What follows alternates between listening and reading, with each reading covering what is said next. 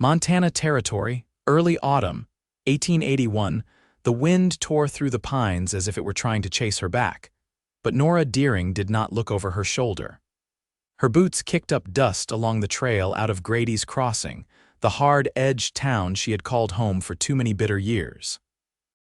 The satchel over her shoulder held 2 dresses, her mother's Bible, and a folded note she had left on the table for her aunt, nothing else. Not the bruises, not the shame, not the weight of a marriage she had been forced into at 16 and buried by 21. That she left behind in Grady's Crossing for good.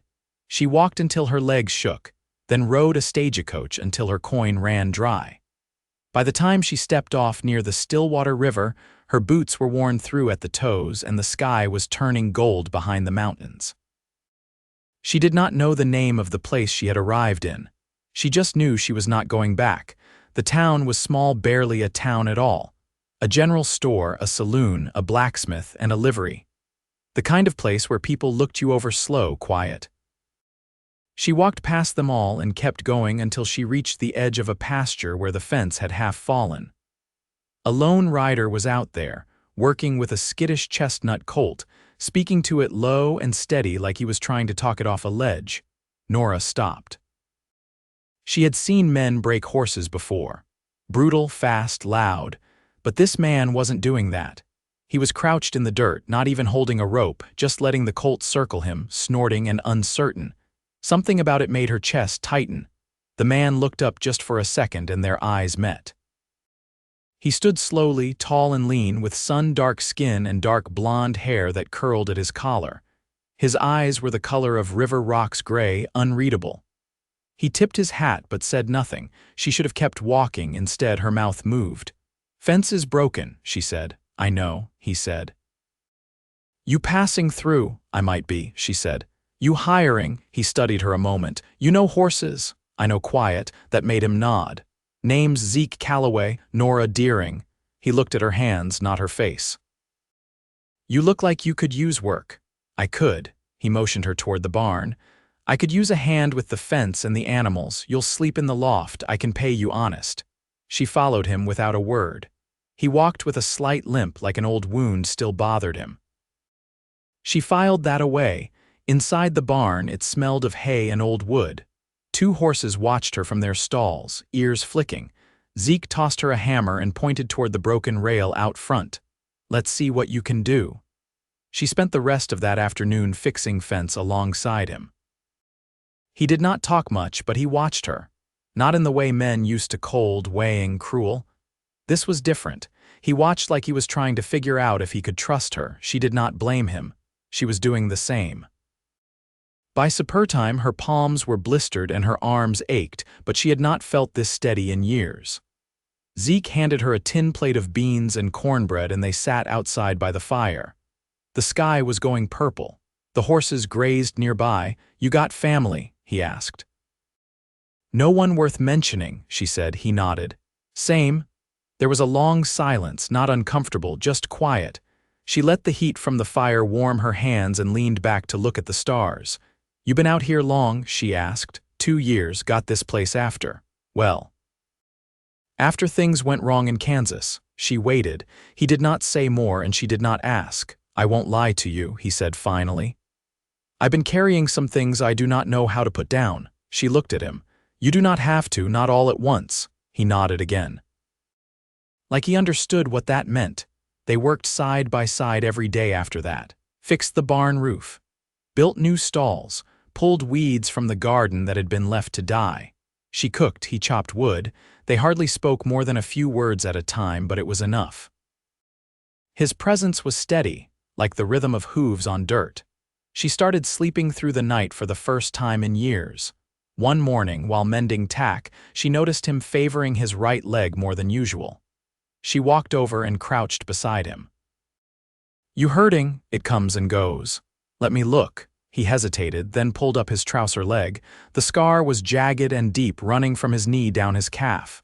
She touched the edge of it gently. He flinched but did not pull away. "Bullet?" "Yeah." "Lost my best friend that day." She looked up at him. "I am sorry, so am I." They stayed like that a moment, her hand on his leg, his eyes on her face. Something shifted then. She knew it. So did he. That night he brought her a blanket for the loft without saying anything. She tucked it around her knees and watched him walk back toward the house. Her throat felt tight, and she did not know why. Weeks passed. The leaves turned gold and red. He taught her how to ride bareback, and she taught him how to make bread that did not taste like rocks. They laughed sometimes, quiet and quick, like they were both surprised by it. She found herself watching him when he worked, how his hands moved, how he always checked the gate latch twice. He started bringing her coffee in the morning in a chipped blue mug. One evening, after they finished branding a new calf, they sat on the barn steps, their shoulders close. "You ever think about starting over?" he asked. She nodded. "Every day," he exhaled slow. "I think I stopped believing it was possible until you showed up." She turned to him. "Zeke." He reached for her hand. His was rough, warm. "I do not want to mess this up, Norah, but if there is a chance, I want to try."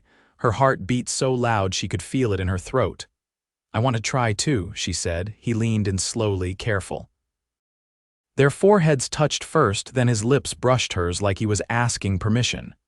She kissed him back, steady and sure. It was not desperate. It was not wild. It was the kind of kiss that said, "I see you, I trust you. I want to build something with you." When they pulled apart, they stayed close. Norah rested her head against his shoulder. "I left a harsh town behind," she whispered, "but maybe I found something better." Zeke wrapped his arm around her. "You did more than that," he said. "You found me." The first snow came early that year, a quiet dusting that softened the world before dawn. Norah stood at the edge of the paddock with Zeke's coat draped over her shoulders, her breath curling in the cold. The chestnut colt stepped careful through the frost, calmer now, though still wary. Zeke had said he'd come around in time, just needed someone patient to believe in him. Inside the barn, Zeke was oiling the harness straps by lantern light, his back turned as she stepped in behind him. "You should have woken me," she said. "I would have helped with feed." He didn't look up. "You were asleep. Thought you earned it after hauling timber all day." She leaned against the stall rail. "I don't like being idle." He ran the cloth along a buckle, voice low. "You're not. Just not everything needs doing all at once." She watched his hands, the measured way he worked through each strap. The barn smelled of saddle soap and hay, warm against the cold morning. "Zeke," she said after a pause. "What was your friend's name?" He let the cloth fall into the pail. "Wyatt," she nodded, waiting. "He was the one who got me out of the army, talked me into coming west. We were supposed to buy land together outside Abilene, raise cattle, never made it that far." He picked up a bridle, jaw tight. "Was it your decision to leave?" she asked. "I got him killed, Norah. We stayed too long near the Cimarron. I thought we were safe." He set the bridle down with more force than needed. "I was wrong." She closed the distance between them, silent until she was near enough to see where his knuckles had gone pale. "You were a soldier, not a prophet." He turned to her. "I keep thinking if I'd moved faster, if I hadn't trusted that trail. And if you'd gone a different way, maybe you'd be dead too," she said. "You can't walk forward if you're always looking back over your shoulder." His eyes searched hers, the quiet in them deeper than the cold outside. "I never told anyone that," he said. "You didn't have to," she said. "I already knew you carried it." He reached out then, thumb brushing the edge of her jaw. "You see things other folks pass over." She covered his hand with hers. "I see you." They didn't speak again until the sun crested the ridge and the frost on the fence rails began to melt. By then, the colt had wandered up to the edge of the paddock, nosing at Norah's boot. She crouched down slow, letting the animal sniff her sleeve. "He's trusting you more," Zeke said from behind her. "He's watching you," she said. "If you trust me, he thinks maybe he can too." Zeke didn't reply, but when she stood, he was smiling not wide, just enough to reach his eyes. Later, they rode out to the ridge with a sack of salt and a rifle slung across Zeke's saddle. The trail wound between stands of aspen already bare-limbed. From the ridge, the whole valley spread out below frosted pasture, the narrow thread of river, the dark smudge of town in the distance. "I used to think I'd be alone the rest of my life," he said without turning. She didn't speak. Just let the wind carry his words away. But then you showed up and you weren't afraid of the quiet. You didn't ask me to be anything more than what I was. She reached over and took his hand where it rested on the saddle horn. I don't need more than that, she said. I just need you to keep showing up. He brought her hand to his lips, pressed a kiss to her knuckles. I will. That night, they moved her things from the loft to the cabin. He didn't say it was permanent, but he'd cleared a drawer for her, and when she unwrapped her mother's Bible, he made space for it on the shelf beside his father's compass. They slept in the same bed, not out of need, but because it was time. He didn't rush her. She didn't flinch. In the dark, his hand found hers between them. You're safe here, he whispered. I know, she said, and for the first time in years she believed it. The creek near the north pasture had frozen thin, just enough to catch the light like glass. Norah bent beside it, gathering the last of the cattail fluff for kindling, her breath rising in small puffs. The cold had deepened, and with it came the work of preparing the land and stock for the long freeze ahead. Every day held purpose now, tasks measured not in hours but in necessity. Zeke had gone into town before noon, taking a list she'd written out in careful script: salt pork, lamp oil, a spool of heavy thread. He didn't ask questions when she handed it to him, only nodded and pulled on his coat. It had taken weeks, but the rhythm between them had settled into something unspoken and solid. By the time his boots sounded on the porch again, dusk had gathered beneath the eaves. She opened the door before he could knock, and he stepped inside with his hat dusted in snow and a sack over his shoulder. They had the thread, he said, shrugging off his coat, but no pork left. I can manage without, she said, taking the sack from him. He watched her for a moment, then set the bolt across the door. Harlan Greavy was asking after you. She looked up from unpacking.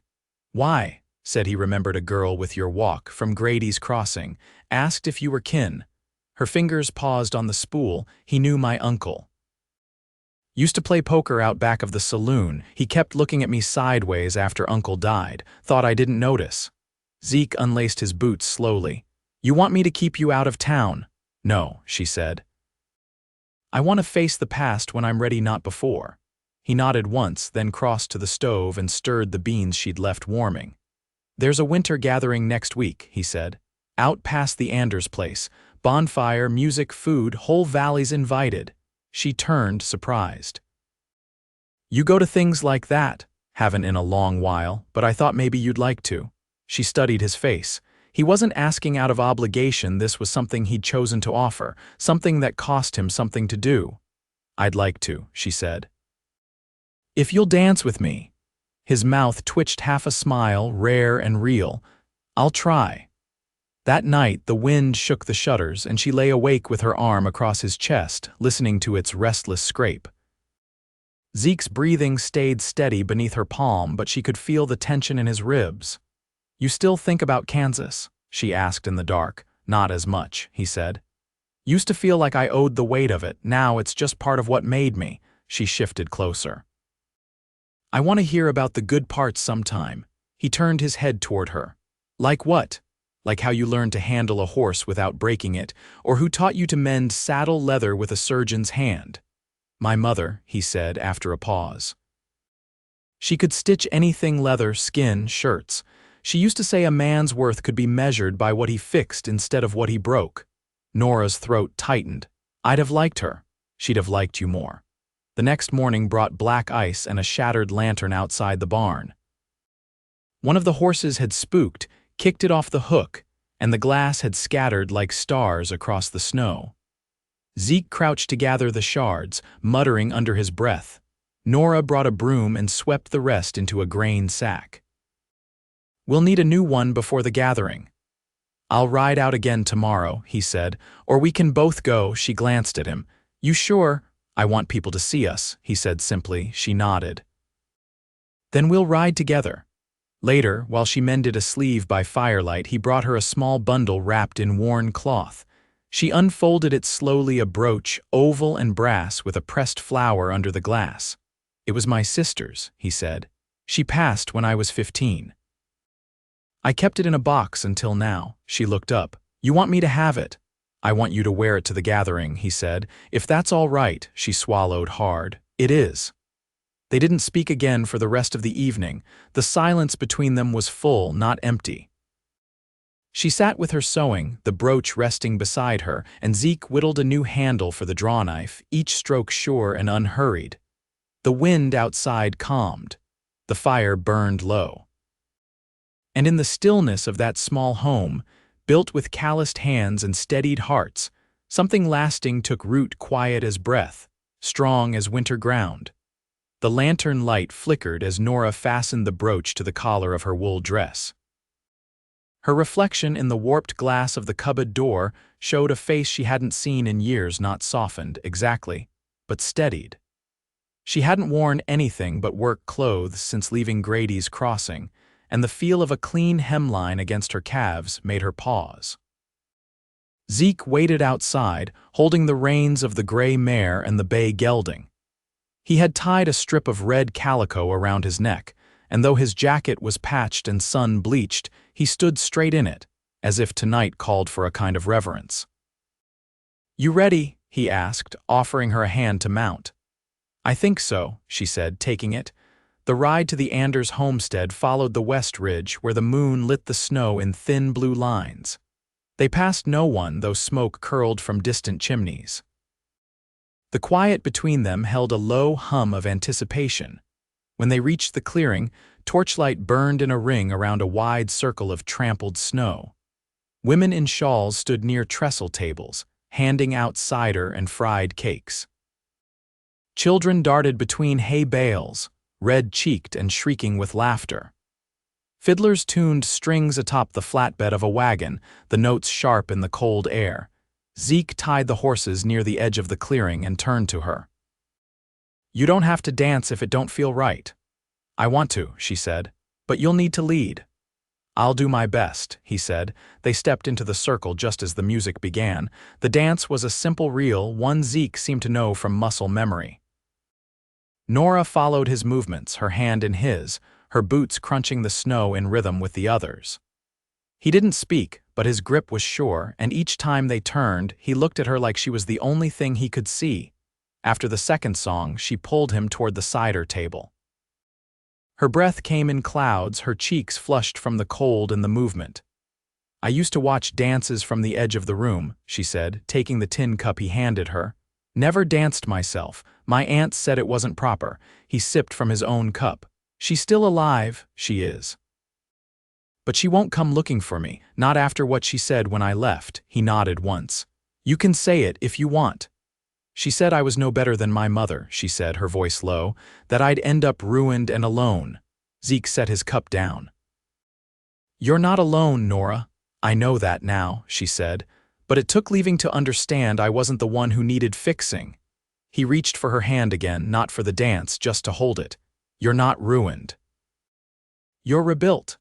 The third song began slower, with an ache in the strings that made her chest tighten. Zeke turned toward the fire and nodded toward a place where the flames didn't reach. "Walk with me." They stepped beyond the circle, where the night was darker and the noise dimmed behind them. The path led to a row of cottonwoods, bare-limbed and creaking in the breeze. "I saw the way you looked at the Anders boy," she said after a while. Zeke raised an eyebrow. "Which one?" "The youngest. He couldn't get his saddle cinched. You didn't laugh. Just showed him how to fix it without making him feel foolish." "I remember what it felt like to be that boy," he said. "No one ever showed me without a slap or a curse." They stopped beneath a tree that leaned toward the frozen creek. "You think you'll ever want to teach someone full-time?" she asked. He glanced at her. "You mean like a hand? I mean like a son." He didn't answer right away. His breath came slow and measured. "I used to think I wouldn't make a good father," he said. "Too much past. Too much I don't know how to say. But you'd show up," she said. "You'd teach quiet, you'd listen." "I'd try," he said. She reached up and touched his cheek. "I think you'd do more than try." The music behind them shifted again, something livelier now. Laughter lifted on the wind. "I brought something," he said, reaching into his coat pocket. She tilted her head. "What is it?" He pulled out a small tin box, the kind used for salve or tobacco. Inside was a folded scrap of paper with her name written in a hand he'd never shown her before, careful, deliberate. She opened it slowly. It was a deed, to the land behind the barn, her name beside his. "I want to build something permanent," he said. "A life, not just a season." Her eyes filled. "You're sure?" "I've been sure since the first time you didn't flinch when I was quiet," he said. "I want you beside me every day." She nodded, unable to speak. The cold air stung her tears, but she didn't care. He pulled her into his coat, held her there until her breath steadied. "We'll make it ours," she whispered. He kissed the top of her head. "We already have." Zeke set the last board in place over the frame, his breath visible in the morning chill. The cabin's new addition, a narrow room off the back, was nearly done. Norah stood a few feet away, holding the pail of nails, her scarf tucked beneath her chin.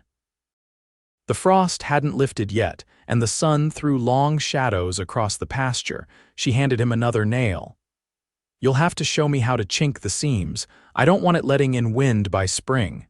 Zeke took the nail, pressing it into place.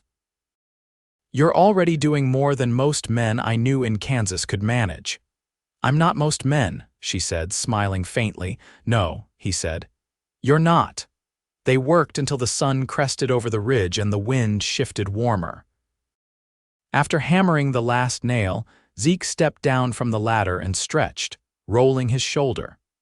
Norah sat on the edge of the porch and opened the ledger she'd been keeping, rows of neat, even script chronicling feed stores, fence repairs, and the names of the 3 calves born since November. She tapped the page with the back of her pencil. "Do you think we should take in another heifer next season, if the Anders girl's willing to trade?" Zeke nodded. "If she's offering, it wouldn't hurt." "You've kept better track of the animals than I ever did." "I've had practice making small things stretch," she said, flipping the page. "Now I'd rather build something with enough margin to breathe." A low whistle cut across the pasture. Zeke looked up.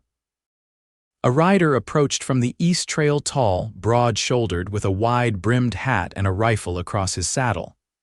Norah stood, her hand easing toward the porch rail where Zeke kept his shotgun. Zeke raised a hand. "It's all right, that's Cowboy. He used to ride for the Forest Service." "Does he know you?" "We ran timber up near Red Lodge for a season. Haven't seen him since." Cal dismounted at the gate, his coat dusted with pine needles. He nodded once at Norah, then turned to Zeke. "Been hearing talk down in White Bear," he said. "Surveyors coming through, railroads planning to push north in the spring." Zeke's brow furrowed. "How close?" "Too close. They'll follow the low ground, might cut straight through the south end of your pasture." Norah stepped closer. "Can they do that? Just take it?" Cal shook his head. "Not without buying it, but they'll try to talk you down, offer half what it's worth, say it's for progress." Zeke met Norah's eyes. "We won't sell." "No," she said. "We won't." Cal looked between them. "Then you'll need to mark your lines clean, get your title filed in Stillwater proper." "You've got the deed," Zeke nodded. "Signed and witnessed. Then take it in, before winter locks the road." After Cal rode off, Norah went inside and unwrapped the deed from the cloth she kept in the drawer where the brooch still lay. She ran her fingers over the ink. "We'll need to ride tomorrow." Zeke stood behind her, his hands resting lightly on her shoulders. "You sure you're ready to face them? They'll ask questions." "They can ask," she said. "But the answers are mine to give." They left at dawn the next day, riding into Stillwater with the deed tucked beneath Norah's coat. The clerk at the land office was a narrow-faced man with stiff cuffs and a faint ink stain on his collar. He barely looked up as Norah laid the paper on the counter. "This land's in both your names?" he asked. "Yes," she said. "You intend to homestead?" Zeke nodded. "We already are." The man stamped it without comment. The sound echoed in the quiet office. When they stepped outside, snow had begun to fall fine and steady. Norah reached for Zeke's hand, lacing her fingers through his. "Feels final," she said. "It's the beginning," he said. By the time they returned home, the sky had cleared. Smoke rose from the chimney and the horses trotted toward the fence, welcoming them with soft whickers. Norah dismounted slowly, her legs sore from the ride. Inside, the fire had burned low. She stirred the coals and added a log, watching the flame catch. Zeke came behind her and wrapped his arms around her waist. "You warm enough," she leaned back into him.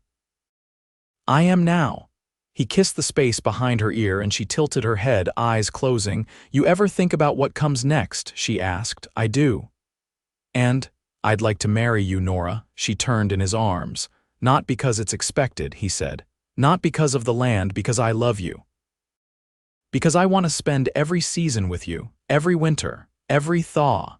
She didn't speak right away. Her hand came to rest against his chest, fingers spreading over the worn flannel.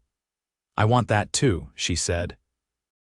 They married in February, in the pasture beyond the barn, with snow still drifting in the fence corners and the ground hard beneath their boots. Zeke wore his father's coat. Norah wore a blue wool dress she'd sewn herself, the brass brooch pinned at her collar. Cowboy stood as witness. The Anders girl brought a basket of biscuits and a shawl stitched with pine boughs. They spoke their vows beneath a sky the color of pewter, with the horses grazing behind them and smoke rising from the chimney. Afterward, they shared a meal inside the cabin, the windows steaming with heat.